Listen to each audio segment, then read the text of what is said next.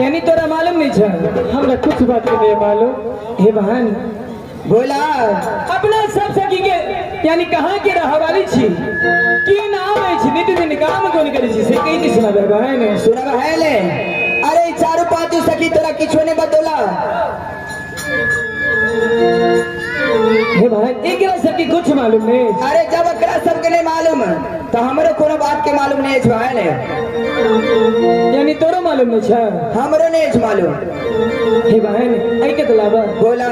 अपना सब सखी कहाँ के रहवाली सीधे इंद्र के लाश की अच्छा नित्य दिन इंद्र बाबा के पूजा करे छी की वास्ते बहन की वास्ते बहन फूल बिना भोमरा व्याकुल कोयल बिना बसंत हम छी व्याकुल पति बिना जानत है भगवन जिया बिनु दे हलदी बिनु बारी वैसे ही नाथ पुरुष बिनु नारी। हे बहन बोला। अपने सब सखी यानी नित्य दिन पूजा करी छी की वास्ते कि सुंदर घर दे और सुंदर वर दिए गए टुनकी वाली ई घर तो घर अपर के होय छै गाय आगे तोरा मालूम न छै जे घर बर केकरा कहै छै मालूम हम तोरे पुछतिया आगे तोरा बियाह नहीं भेला गए हम तो बियाह बुझबो न करै छियै त माथ पे सिंदूर के न लागै छै हमरा लगे उमेशवा से बियाह भेला मैं टूट के मथुरा लड़के बियाह करता है हे बहन कियो उमेश बउआ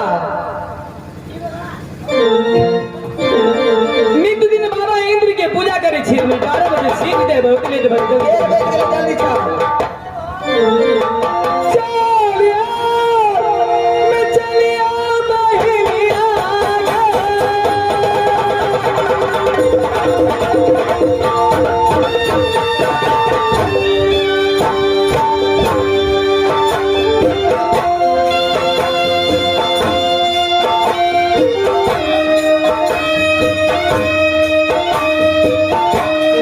अब गए बाबा मारा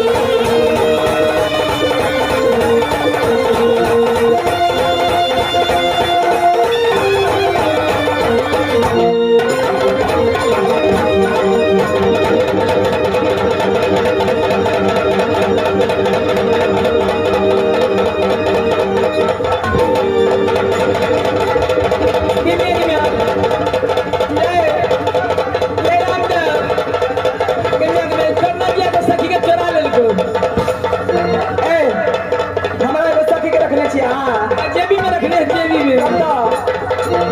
ए सुनो सुनो इधर सुनो।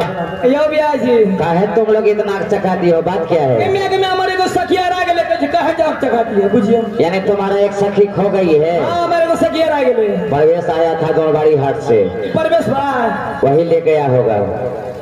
सुन कहे छियो की कौन सखी ने मिले हो में? आई में छोटकी ने मिले हैं, यानी छोटकी से और निकली है ओ से यानी छटके गोरिया रानी।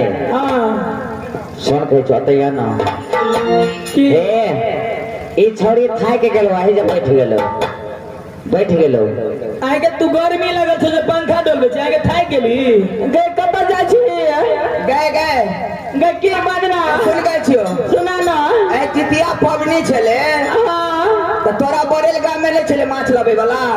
गए कत जा छी पहले हमर जे कह छी तकर जवाब दे। की बाजना बरेल गाम में ले छले कोई माछ लबे वाला जितिया पाबन में? गए मैं मुखिया जी कहे छले योगेंद्र बाबा जी के नहीं नहीं तोरा मुखिया जी पसंद नहीं भेला, ई बूढ़े पसंद भेला।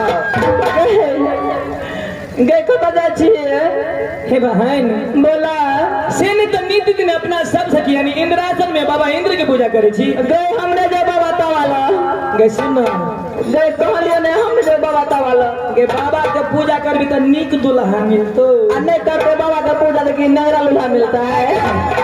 तावा केने छे तावा बाबा तो हेबो करे छे। तो कहे छोड़ने जो बाबा तावाला सुनना हे की हे भाई बाबा के पूजा के लिए से देखे छी नीक दुल्हा मिलतो जो मोटरसाइकिल पर चढ़ के जेबी। गए हमने जेबो सुनना कथि कहै छियो की एलिए रे बरल चौक पर तेते ईटा बा गलहा प्यार फूल गेल हमरा अपना सेवा कर दे तब जो बाबा ला के तोरा पहले सेवा कर दियो। हां चली गुरवाले के कहने चली गुरवाली पहले एकरा सेवा कर त। हां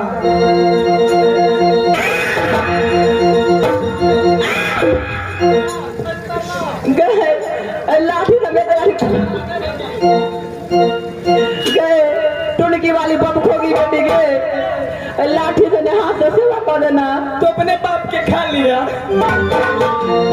हाथ से सेवा कर देना तुमने जो हाथ से सेवा कर दिया। जल्दी से चलियो है बहिना